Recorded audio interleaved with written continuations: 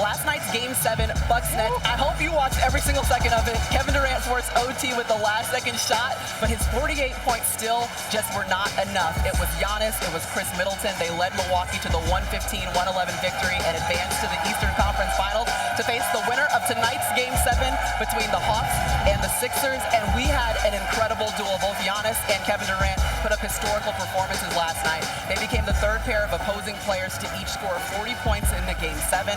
LeBron James and Paul Pierce. Uncle P did it in 2008, while Sam Jones and Oscar Robertson accomplished the feat in 1963.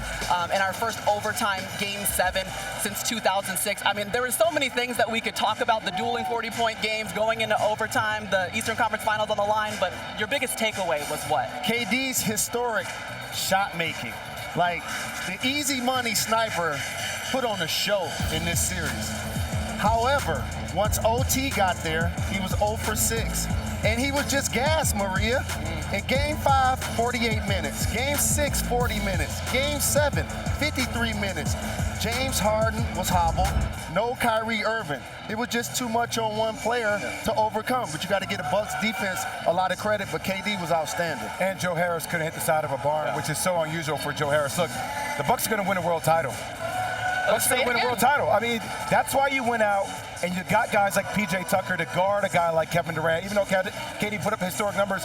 And I got to give a lot of love to Jrue Holiday. Now, I know people are going to say, how the hell can you give love to Jrue Holiday? He was 5 of 23 from the field. But Jrue Holiday made big shots down the clutch. He made that big three.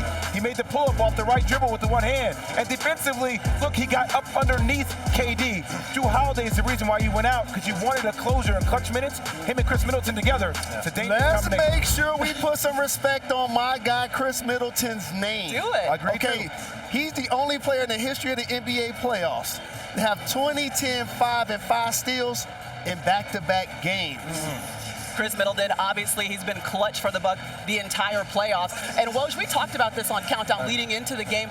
Coach Bud and his legacy and his coaching job being on the line, and it's all about coaching in the postseason. What is the reaction after the outcome of Game 7? Well, Mike Budenholzer knew coming into this season his future in Milwaukee would be judged on postseason performance. He's gone through Miami, and now he's gone through the Brooklyn Nets into the Eastern Conference Finals.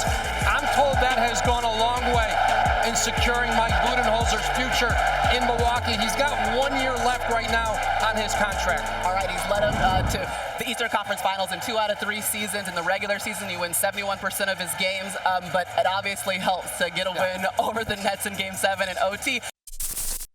Thanks for watching ESPN on YouTube. For live streaming sports and premium content, subscribe to ESPN+.